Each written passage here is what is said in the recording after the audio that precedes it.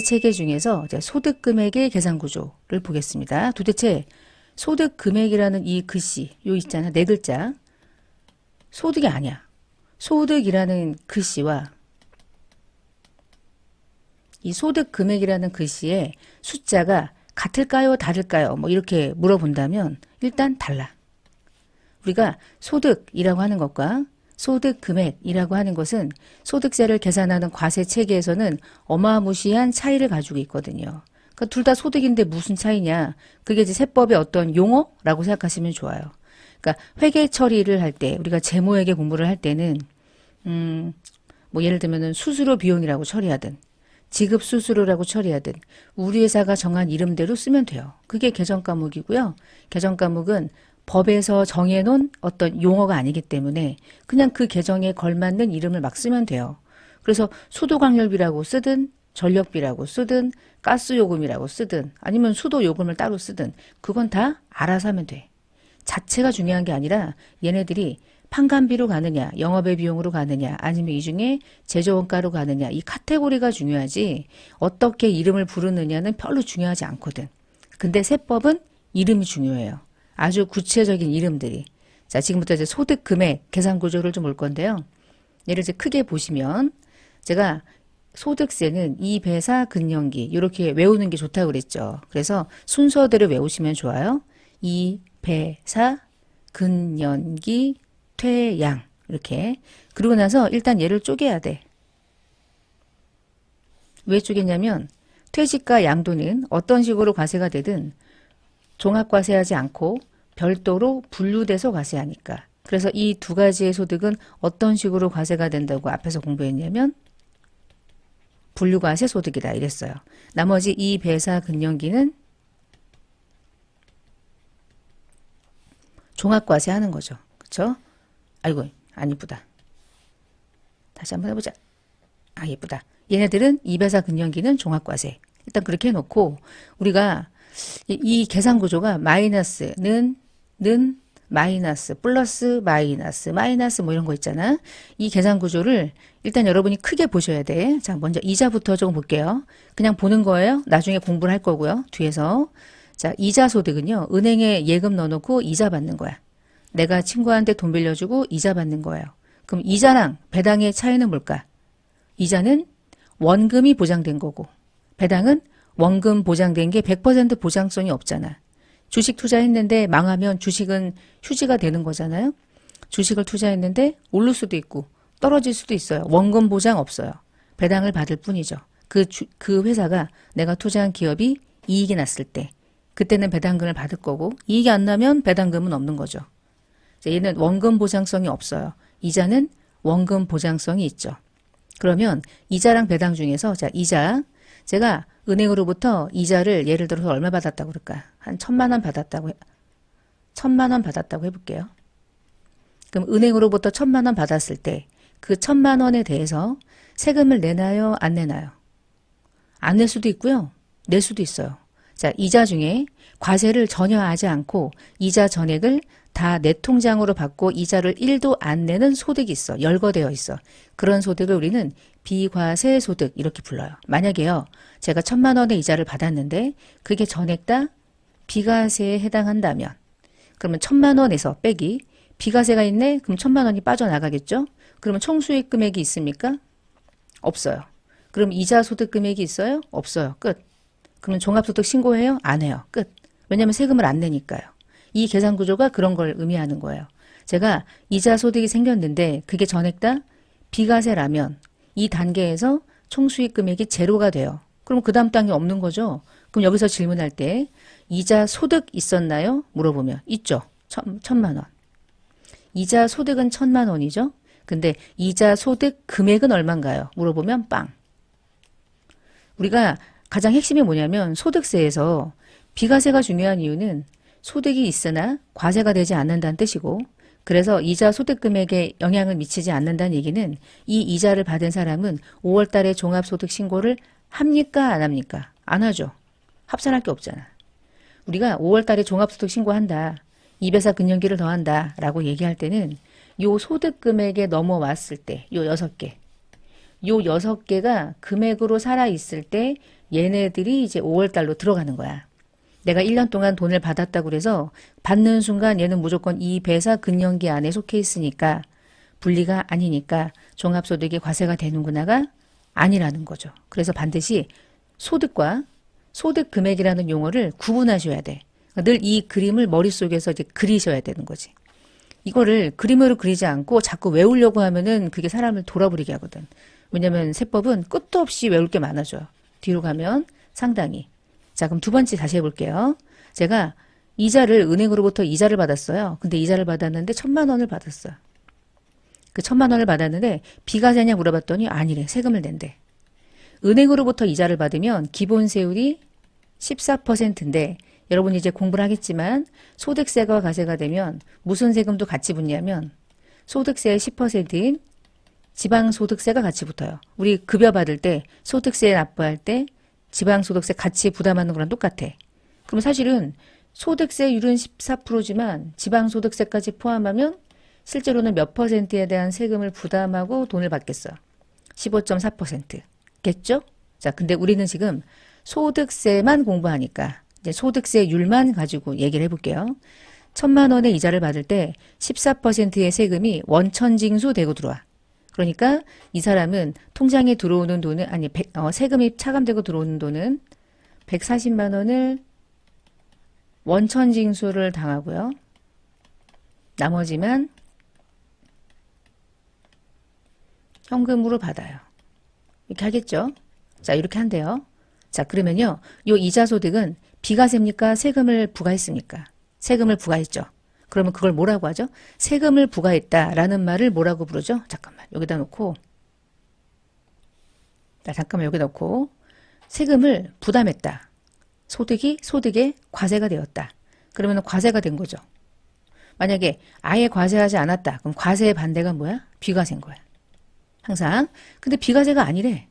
그럼 뭐죠? 과세죠.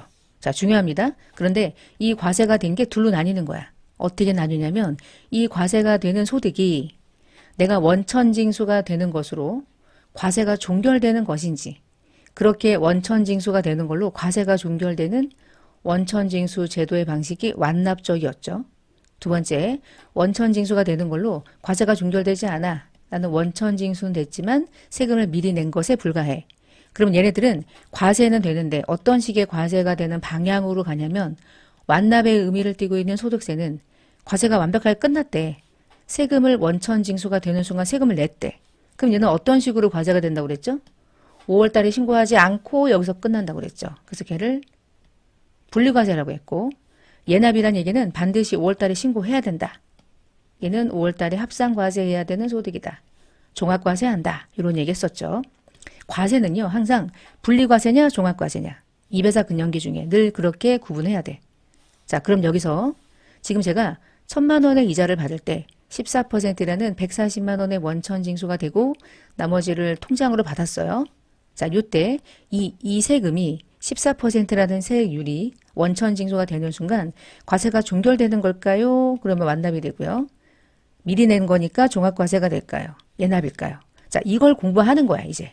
우리가 뒤에서 이걸 공부하는 거야. 근데 만약에 이 1,000만 원은 세금을 부담하는 순간 과세가 종결되는 거였다면 그러면 이때 860만 원 통장에 들어오고 140만 원 소득세 납부한 걸로 과세가 종결되는 완납이었다면 그러면 얘는 어떤 식으로 과세가 되는 겁니까? 종합과세 합니까? 분리과세 됩니까? 분리과세가 되는 거예요. 자, 그럼 지우고 다시 여기로 돌아가 볼게요. 제가 1,000만 원의 이자를 받았어. 근데 그게 전부 다 분리과세가 되는 소득이래. 그러면 결국에 총수익 금액은 없지. 그렇죠? 그럼 이자 소득 금액도 없죠. 이렇게 되는 거예요.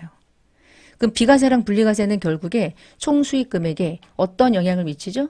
마이너스. 그러니까 비과세랑 분리과세를 알아야만 이자 소득 금액까지 가는 과정에 정확한 총수익 금액을 구할 수가 있겠네. 이게 이제 계산 산식이야. 그러면 이자 소득은 얘가 중요하냐? 여기에서 출발해 비과세가 빠지고 분리과세가 빠져. 분리과세가 빠졌는데도 만약에 총수익 금액란에 금액이 살아있다면 다시 이자 소득이 1,000만 원인데 비과세인 줄 알았더니 비과세가 아니래. 분리과세가 된 줄 알았더니 분리과세가 아니래. 그럼 뭐가 돼요? 그대로 일단 그 단계, 그 다음 단계 총수익 금액으로 넘어와. 그리고 난 다음에 그 다음 단계에 이자 소득은 그 다음 단계가 없어요. 어떤 애들은 빼주고 어떤 애들은 또 더하기도 해. 그런데 얘는 그런 게 없어. 그냥 그대로 뭐가 되냐면 이자 소득 금액이 돼요. 일단 이렇게 흐름을 좀 이해하시라고. 자, 그러면 요 총수익 금액이라고 하는 글씨가 뭐냐? 총수익 금액은 요 단계에서 대부분의 비용들은요, 대부분의 소득들은 무언가 차감해주는 기능들이 있고, 배당 소득은 예외적으로 이제 더해지는 기능이 있는데, 여러분 제가 이자를 받을 때 총수익 금액까지 왔다고 쳐요. 근데 내가 이 이자를 벌기 위해서 들어간 비용이라는 게 있을까? 은행에다가 돈 넣어놓고 이자를 받은 것에 불과하지, 은행에 돈 넣고 이자 소득이라는 게 발생될 때까지 내가 뭔가 들어간 비용 같은 건 없잖아. 여기에서 차감되는 것들은 전부 다 그 소득이 발생되기 위해서 네가 들어간 비용이 있다면 한 번 더 까줄게 이거거든. 근데 이자는 까줄 게 없어. 그러니까 없는 거야. 그대로 이자 소득 금액으로 가는 거예요. 이 이자 소득이 모두 다 비과세랑 분리과세가 한 푼도 없다면, 해당되는 게 없다면, 그럼 바로 이자 소득 금액. 그럼 이자 소득 금액으로 넘어오는 순간 이제 어떻게 되는 거야?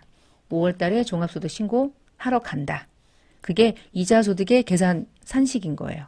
자, 이런 식으로 하나하나를 이해하다가 어느 순간 많이 보다 보면 외워지는 거야. 처음부터 막 글씨로 외우려고 하시지 말고 그냥 듣고 그런가 보다. 한 번 더 들으니까 아, 여기서 이제 분리랑 비과세가 빠지는 게 느껴지네. 그 다음 단계에서는 용어가 달라지는구나. 총수익 금액이라고. 이런 식. 자, 그럼 두 번째. 지금 제가 이렇게 얘기하는 것들이 이걸로 끝나지 않아요. 이제부터 이자 소득이라는 공부를 할 때 이제 주구장창 얘네들을 보는 거예요. 그리고 다시 한번 정리하고. 배당소득 공부할 때 다시 한번 정리하고. 근데 큰 툴을 이해하시라고. 자, 두 번째. 배당금도 마찬가지야. 내가 배당금 받았어. 근데 그게 전부 다 비과세였어. 그러면 총수익 금액은 빵 나오는 거야. 다시. 배당금 받았는데 그게 전부 다 분리과세래. 분리과세가 뭔가요? 라고 질문하는 건 안 맞아. 지금은.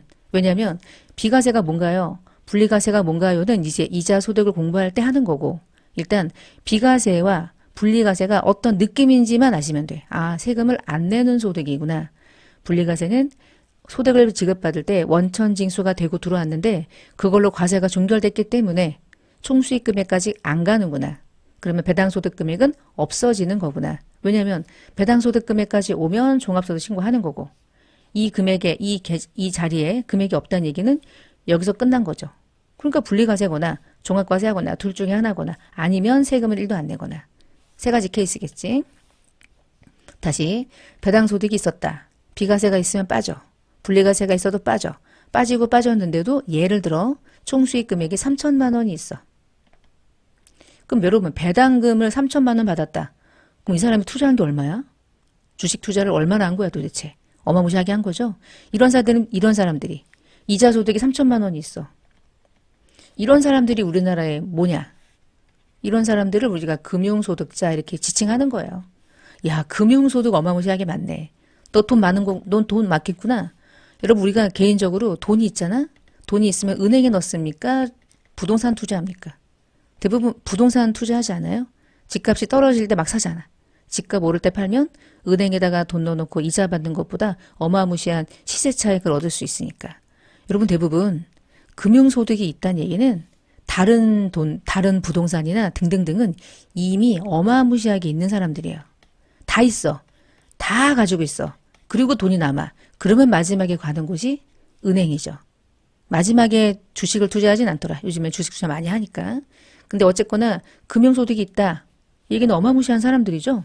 자, 그래서 배당소득 중에서 총수익 금액이 3천만 원 정도 있다라고 하면 배당소득은 되게 특이하게 배당금을 벌기까지 배당소득이 발생될 때까지 네가 들어간 비용 있어? 없지. 그러면 이자도 없듯이 너도 없어. 근데 오히려 얘가 소득이 더 더해져. 귀속법인세라고 하는 그로스업이라고 하는 세금을 계산하는 아주 특이한 구조에 의해서 오히려 이 3천만 원이 배당소득에 대한 총수익 금액이었는데 오히려 배당소득 금액은 3,100만 원 이렇게 될 수도 있어요. 귀속법인세가 100만 원이 오히려 더해져. 더해지는 거 이상하잖아. 그치? 근데 이걸 왜 더하냐? 이걸 왜 더하느냐를 이제 공부하는 거야. 근데 세무 2급에서는 얘를 자세하게 하진 않아. 그냥 이해만 하시면 되고 다른 뭐 세무 1급이나 아니면 재경관리사 이런 공부할 때 조금 더 추가적으로 하시면 되고 그러나 이 모든 내용들은 배당소득을 공부할 때 이해하시면 돼요. 여튼 귀속법인세를 더하는구나. 혜택을 주려고 하는 거야. 배당소득자에게 세금을 많이 물리려고 하는 게 아니라 이중과세가 되는 걸 조정해 주기 위해서 나온 제도예요. 자, 일단 그런 제도가 있다 아시면 되고요. 그다음에 세 번째, 사업소득이라는 소득이 있어요. 그 사업소득은 1년 동안 내가 벌어들인 돈에 대해서 여러분이 개인 사업을 하는 사람들, 개인 사업자들, 그리고 저도 사업소득. 이 사업소득도 공부하다 보면 다양하단 말이야, 사업소득이. 근데 개인이 1년 동안 열심히 일해가지고 돈을 벌면 수익에서 비용을 차감해서 순이익이 나오면 그 순이익을 세금으로 내는 거잖아, 사실은. 회계적인 접근을 하게 되면. 그럼 여기서 말하는 사업소득이 뭘까요? 그게 수익이에요. 근데 그 사업소득이 나의 수익이긴 한데 국가에서 야, 이런 사업소득 중에서 세금을 아예 내지 마. 비과세 해줄게. 이게 꽤 있어요. 그런 것들이 빠져. 근데 여러분이 딱 봤을 때 그냥 서울, 그냥 아주 저기 농사를 짓는 분, 어민들 이런 분들이 아니면 대부분은 다 세금 냅니다. 그냥 그런 분들, 농사 짓는 분들은 세금을 안 내거든. 농업, 작물 재배업 그런 특별한 케이스만 몇 개 있어. 일반적으로 우리가 그냥 사무실이 있고 돈을 벌고 사업자고 그러면 다 세금을 낸다고 생각하면 돼. 대신 이제 사업인데도 불구하고 비영리 목적이면 이제 세금을 안 내겠지. 여튼 사업소득 중에서 비과세에 해당되는 게 있다면 당연히 세금을 안 내겠지. 그럼 빠지는데 비과세는 일반적인 우리 같은 경우는 비과세가 없어요. 그러면 그대로 이 수익이 뭐가 되겠어요? 그대로 총수익 금액이 되는 거예요. 총수입 금액이라는 건 세법상 총수입 금액이라고 하는 용어는 회계상으로 여러분이 이해하고 있는 계정 중에는 수익이라고 생각하시면 돼. 그러면 수익을 전부 다 세금으로 부과합니까? 아니죠. 이제 뭘 빼요? 비용을 빼야죠. 자, 우리가 말했던 그 비용이라는 계정 과목을 세법에서는 돈을 벌기 위해 들어간 비용, 필요 경비라는 용어로 부를 뿐이에요. 근데 세법의 회계가 수익이라고 말하고 회계가 비용이라고 말하는 걸 그대로 쓰질 않아. 세법은 자기네가 주관이 있어. 우리는 총수익 금액이라고 무조건 부를 거야. 네가 말하는 수익이 우리는 총수익 금액이고 네가 알고 있는 수익이 100인데 내가 알고 있는 수익은 120이 될 수도 있어. 그걸 찾아. 어떻게 찾아요? 조정해서. 그걸 세무조정이라고 부르는 거야. 회계가 100이라고 했지만 총수익 금액이 딱 100이 아니거든요. 항상 틀려요. 비용도 마찬가지야. 내가 비용을 한 80이라고 했어. 근데 실제 세법상의 필요 경비는 60밖에 안 된대. 그래서 총수익 금액이 120에서 60을 차감하고 60인데 그 60이 6천이라고 할게요. 이렇게. 그러면 이제 종합소득 신고하러 가는 거야. 그러니까 우리가 알고 있는 수익과 비용의 개념은 같은데 그 숫자가 의미하는 숫자들이 좀 달라져요. 이 숫자가 달라지는 과정을 우리는 세무조정이라고 부르게 되는 거야. 나중에. 여튼 사업소득도 비과세가 있구나. 그리고 사업소득 중에서 아주 예외적으로 분리하는 게 하나 있는데 그건 나중에. 여튼 이렇게 해서 이제 이쪽으로 오는 거예요. 자, 그 다음에 네 번째. 근로자들이 1년 동안 월급 받죠. 자, 월급 받을 때 예를 들면 500만 원 월급 받을 때 징수가 막 돼. 그래가지고 통장에 420 들어와. 얘가 말하는 근로소득은 500이겠어요? 차감되고 420이겠어. 그치? 500인 거야. 네, 그냥 일단 급여라고 하는 명목상에 있는 돈. 이렇게 공제가 된 것들은 뒤에서 연말정산해서 공제받고 기납부수액으로 차감하고 이럴 거란 말이야. 그럼 요 안에 이제 근로소득이 들어오면 근로소득은 비과세가 있습니까? 이게 중요해요. 근로소득의 비과세가 세무이급의 핵심이에요. 그리고 근로소득에도 분리과세가 있나요? 분리과세가 있다는 얘기는 500만 원 받을 때 과세가 되면 과세가 되는 걸로 종결되고 5월 달에 신고를 안 한다는 얘기잖아. 그런 일 있나? 그런 일 들어봤어요? 들어봤어요. 이게 바로 일용직 근로자. 알바를 일용직 소득으로 받는다. 그러면 이제 분리과세가 되는 거고 알바를 사업소득으로 받는다. 분리? 없어. 무조건 종합소득 신고하는 거야. 그래서 소득의 구간을 잘 공부하고 나면 내가 받는 소득이 어떤 식으로 신고 들어가기 때문에 내가 종합소득 신고하는지 내가 어떤 소득으로 지급받기 때문에 분리과세가 돼서 나는 평생 종합소득 신고 안 하는지를 이제 본인이 알게 되는 거예요. 그러니까 우리가 늘 궁금하잖아요. 이게 어떻게 나눠지는지. 돈을 주는 사람이 나누는 거예요. 돈을 주는 사람이 그 소득을 사업으로 신고하거나 그 소득을 근로 일용직으로 신고하거나 자, 다시. 근로소득은 비과세가 너무 중요하고요. 다 중요하지만 얘가 제일 중요하고 분리과세가 되는 게 존재한다. 일용직. 그 얘기는 일용직이 아니면 분리가 됩니까? 절대 안 돼요. 무조건 총급여액으로 넘어오게 돼 있어. 비과세가 예를 들어 근로소득이라고 하는 이 금액에는 비과세였든 아니었든 일단 토탈 금액이 들어가는 거거든. 토탈 금액을 연봉이 만약에 6,500이었어. 근데 비과세가 이 안에 500이야. 그럼 얼마가 빠지는 거죠? 500이 빠지니까 6,000이 되죠. 근데 이 총급여액이라고 말하는 건 일용직은 총급여액이라는 말을 평생 부를 수가 없어. 이 안에 들어오는 건 일반적인 일반 근로자. 비교하면 상용직. 그러면 우리나라의 모든 근로자들은 상용직 근로자들은 다 총급여까지 넘어오게 돼 있고요. 자, 여기서 근로자만 근로소득에서 일괄적으로 공제해주는 산식이 있어요. 그러니까 산식에 의해서 그냥 일괄적으로 공제를 해줘버려. 그러면 이 안에 들어오는 금액은 5천만 원에 미달하는 4,800 정도? 정확하진 않아요. 자, 그 정도의 금액이 떨어지게 돼 있어요. 왜냐하면 근로자들이 총급여가 이만큼이야. 오케이. 알겠는데 네가 근로자로서 비용이 있다면 네가 이 돈을 벌기 위해서 1년 동안 쓴 비용이 있다면 공제해 줄게. 그러면 근로자들이 영수증을 가져올 수 있을까? 없겠지. 그리고 그걸 믿을 수가 없고 총급여에 대응하는 비용 어떻게 체크합니까? 못하니까 산식을 만들어 놓고 일괄적으로 동일하게 공제해줘요. 총급여 기준으로 구간별로 이렇게. 그걸 나중에 공부하는 거야. 그래서 근로소득 금액이 나오면 얘를 넘기는 거야. 이렇게. 자, 그 다음에 연금도 마찬가지예요. 연금소득도요. 비과세가 있고 분리과세로 종결되는 게 있어요. 빠지면 연금은 없는 거야. 근데 만약에 없다. 그러면 총연금액이라는 이름으로 들어와. 지금까지 여기 라인 중에 이자는 총수익금액이라고 부르죠. 배당소득도 총수익금액이라고 불러요. 사업소득도 분리랑 비과세를 빼면 총수익금액이라고 부르는데 근로소득은 총수익금액이라고 하지 않고 총급여액이라는 이름으로 불러. 근데 연금은 총연금액이라는 이름으로 불러. 그러나 그 라인의 용어는 그 라인이 의미하는 건 똑같아. 1년 동안 순수하게 내가 벌어들인 수익의 개념인 거야. 수익의 개념. 그리고 나면 수익에서 비용을 공제해줘야 되는데 얘도 산식이고요. 연금도 산식이에요. 산식이 따로 있어. 일괄적으로 산식에 맞춰서 쩌저적 공제해줘. 그리고 나면 연금소득금액이 나와요. 자, 그 다음에 이제 기타 소득은 아주 다양한 소득들이 막 이 안에 혼합되어 있고요. 비과세와 분리과세가 있어요. 똑같아요. 그리고 나면 총수익금액이 돼. 총수익금액, 총수익금액, 총수익금액, 총수익금액. 얘만 총급여, 얘만 연금, 총연금. 이렇게. 왜냐하면 이 소득공제가 되는 요 산식이 총급여액을 기준으로, 총연금액을 기준으로 이렇게 만들고 있기 때문에 다른 이름으로 쓰면 헷갈리잖아. 그치? 원래는 이 자리가 전부 다 총수익금액이라고 부르는 게 맞아. 근데 얘하고 내는 그냥 자기의 이름으로 부르는 거예요. 그럼 총수익금액으로 와요. 그리고 기타 소득도 이 소득이 발생되기 위해서 들어간 비용이 있다면 공제를 해줘. 얘가 다양해. 그 다양한 게 되게 재밌어. 그걸 나중에 또 공부하시면 되고 그게 차감되면 기타 소득 금액이라는 게 나오게 되는 거예요. 그러니까 기타 소득과 기타 소득 금액은 어마무시한 차이가 있어. 특히 필요 경비가 얼마가 됐느냐에 따라서 소득 금액은 엄청난 차이를 가져오겠죠. 여러분, 상식, 이건 상식인데 소득이 많습니까? 기타 소득, 소득 금액이 많습니까? 금액의 차이가. 당연히 얘가 많고 당연히 얘가 작겠죠. 까이는 게 몇 개 있잖아. 그치?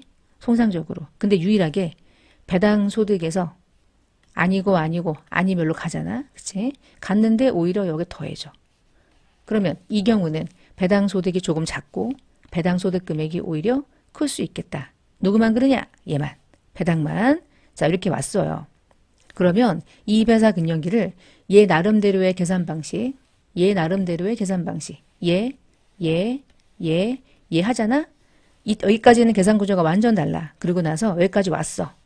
얘가 있고 얘가 금액이 다 있는 거야. 1,000만 원씩. 그러면 이 1,000만 원씩을 따로따로 신고하는 게 아니라 이제 여기서 더해지는 거야. 이제 일로 들어와. 일로 들어와서 종합소득 금액이라는 금액으로 6천만 원이라는 금액이 하나가 만들어지면서 이거를 이제 5월 달에 종합과세, 과세표준 신고하러 6천 들고 들어가는 거예요. 그러니까 얘가 말하는 6천은 진짜 소득이냐? 아닌 거야. 절대 아닌 거야. 빠지고 더하고 막 이래. 이 복잡한 과정을 이해해야 종합소득금액이라는 이 6천이 어떤 과정을 통해서 만들어졌는지를 이해할 수 있겠죠. 자, 그 다음에 이배사 근년기 하고 우리가 끊었죠. 왜냐면 계산 구조는 유사한데 얘네들은 종합소득금액이 되는 거고 이배사 근년기는 퇴직과 양도는 따로 과세가 돼.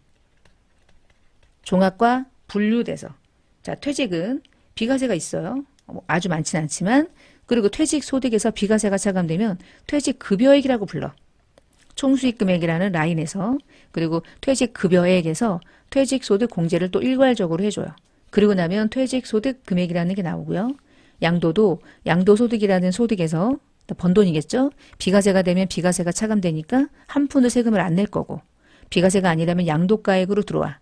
여기서 내가 1년 동안 내가 양도해서 번 돈 중에 그것을 벌기까지 들어간 이때까지에 들어갔던 비용들을 공제해주면 양도소득 금액이 나오게 돼요. 그러면 얘네들이 이제 어떻게 신고 들어가냐? 얘 5월달로 가요? 안 가요. 따로. 퇴직할 때 세금 내면 끝. 양도할 때 세금 내면 끝. 나머지 이배사 근년기는 결국에 따로따로 계산 구조가 각각 다르지만 다른 과정을 통해서 다 구해진 요 라인의 모든 소득 금액이 이제 종합소득 금액이라는 이름으로 바뀌어서 5월 달에 신고를 들어가는 거고요. 자, 그 다음에 이제 아래쪽에 소득세 과세 체계를 보겠습니다. 소득세 과세 체계를 보시면 이렇게 좀 내릴게요. 방금 전에 이배사 근년기 해가지고 쭉 계산해서 6개 소득을 합산했죠. 그래서 얘는 6천만 원이 됐잖아. 얘를 이제 넘기는 거야. 이걸 언제 하냐? 5월달 과세표준 확정신고할 때. 그러면 종합소득 금액이 이제 6천으로 넘어왔죠?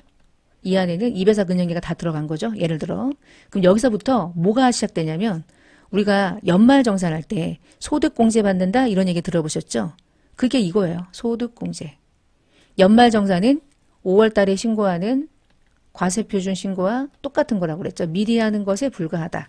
그러니까 얘가 이제 소득금액이 산출되면 그 소득금액을 공제받는 거야. 여기서 여러분이 알고 있는 나를 받고 배우자를 받고 가족을 받고 부양가족 받고 그리고 국민연금 낸 거 공제받고 4대 보험 낸 것 중에서 나머지 공적보험료 공제받고 그리고 여러분 근로자가 주택과 관련해서 뭐 장기주택 저당 차입금 이자 상한액 막 이런 거 있잖아. 다 여기서 공제받고요. 그리고 가장 많은 금액을 차지할 것 같지만 또 그렇게 많지는 않아도 그래도 또 많은 금액을 차지하는 신용카드 사용금액 소득공제 다 여기서 받는 거예요. 여기서 막 받아. 그래가지고 2천만 원 받았대.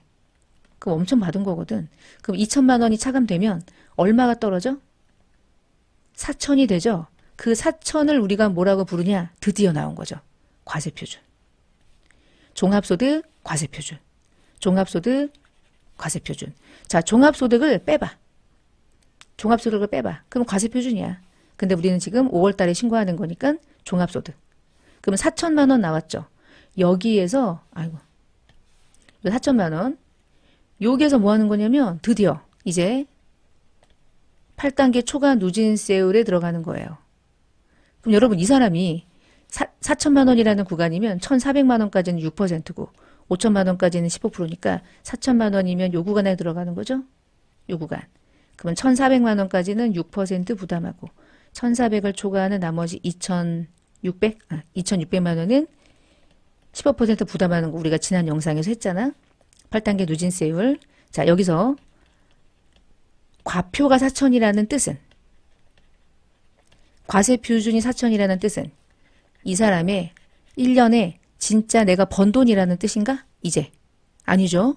이미 2천이 까지고 들어온 거죠. 그럼 2천이 빠지기 전에 얼마죠? 6천이죠. 근데 그 6천만 원이 만들어지는 과정에서 어마무시한 비용들이 빠진 상태잖아.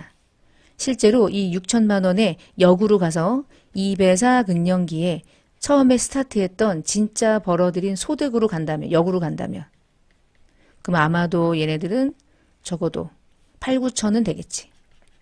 예를 들어서 8, 9천은 되겠지. 이미 그 과정에서 공제가 어마무시하게 됐는데도 6천이 넘어온 거잖아. 그쵸? 그러니까 이 과세표준이라는 게 그렇게 쉽게 나온 건 아니라는 거예요. 생각보다. 그래서 기본세율이 이제 이렇게 두 개가 붙겠죠. 8단계 누진세율이 여기에서 붙는 거야. 이렇게. 그리고 나면 드디어 산출세액이 나오겠죠. 산출세액이 이때 한 뭐 되게 꽤 많이 나왔던 것 같은데 예를 들어 뭐 한 350이라고 합시다. 350보다 더 나올 건데 한 350이라고 할게요. 그럼 350만 원을 다 내냐 물어본다면 아니 절대. 이제부터 뭐가 들어가냐 어마무시한 세액 공제가 들어가요. 감면도 들어가고. 근데 세액 공제가 뭐가 되냐면 우리가 보험료 보장성 보험료 내는 거 세액으로 공제받고요. 의료비 공제, 교육비 공제, 기부금 공제, 월세 공제, 연금 공제 이런 거 있죠. 이런 걸 전부 다 세액에서 공제받아. 이 세액에서 다 공제를 받으면 실제로 350만 원이라는 산출세액을 절대 납부할 일이 없어. 그럼 그 다음 뭐가 되냐? 드디어 결정세액은 딴 색깔로 할까? 이걸로. 만약에 세액 공제가 300만 원 공제됐다고 봐요. 그러면 결정세액이 얼마야? 50. 그럼 이 사람이 진짜 처음부터 스타트해서 이배사 근년기를 따로따로 구한 다음 다 더했더니 소득 금액이 각각 6천이었어. 그럼 6천만 원이라는 소득을 합산해서 종합소득 금액으로 넘겨. 그러고 나서 이 계산 구조에 맞게 세금을 구했더니 결국에 결정세액이 50이 됐다. 그럼 50만 원을 냅니까? 아니요. 이제 뭘 합니까? 이 모든 소득은 그 소득을 지급받을 때 미리 원천징수가 되었던 예납한 원천징수가 있지 않을까? 이 안에 급여가 있다면 근로소득 원천징수 되고 들어오죠. 그래서 예납적 원천징수를 우리가 이제 기납부세액이라고 부르는 거야. 이미 납부한 세액. 이미 납부한 세액이 70이야. 예를 들어. 그러면 50만 원 내야 되는데 70을 먼저 냈어. 그럼 어떻게 돼? 20만 원 돌려받죠. 이걸 뭐라고 해요? 드디어 이제 환급이라고 부르는 거죠. 자, 이렇게 해서 이제 마무리가 되는 거예요. 여러분은 이걸 공부하는 거야. 요걸. 자, 그 다음에 이 안에 퇴직이랑 양도 들어와요? 못 들어와. 퇴직과 양도는 따로따로 가는 거야. 퇴직소득에서 퇴직소득 공제를 해주면 과표가 또 떨어져. 여기서 기본세율을 또 특이하게 곱해. 산출세액이 나와. 그러면 그대로 결정세액이 되는 거예요. 얘는 기납부세액? 없지. 왜냐면 퇴직을 내가 생전 처음 하는 건데 퇴직을 미리 할 걸 알고 퇴직금에 대한 원천징수가 되어 있을 리가 없죠. 바로 끝나고요. 양도도 마찬가지예요. 기납부세액은 종합소득만 아마 존재하게 될 거야. 양도도 마찬가지. 기본공제 해주고요. 과표가 나오면 양도소득 세율 곱하고 산출세액이 나오면 세액공제를 받아서 마지막에 결정세액이 나와요. 이게 일반적인 계산 구조가 되겠습니다. 그럼 여러분은 여기서 이제 어떤 걸 공부하시게 되냐면 퇴직이나 양도는 다른 세법에서 공부할 거야. 우리는 지금 전산세무 2급 과정이고요. 세무 2급에서는 얘만 공부해요. 만약에 이 과정이 이제 세무 2급이기 때문에 얘만 우리가 같이 공부를 할 거고 다른 자격증, 뭐 재경 같은 자격증들은 퇴직이나 양도에 대해서 다루거든요.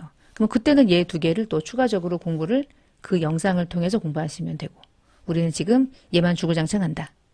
얘를 이해하는데 얘하고 얘를 이해를 못할 리는 없어. 근데 이해를 못할 수는 있어. 너무 달라. 너무 달라. 그냥 공제 자체가 너무 달라. 그러니까 시작부터가 그냥 아예 다른 거야.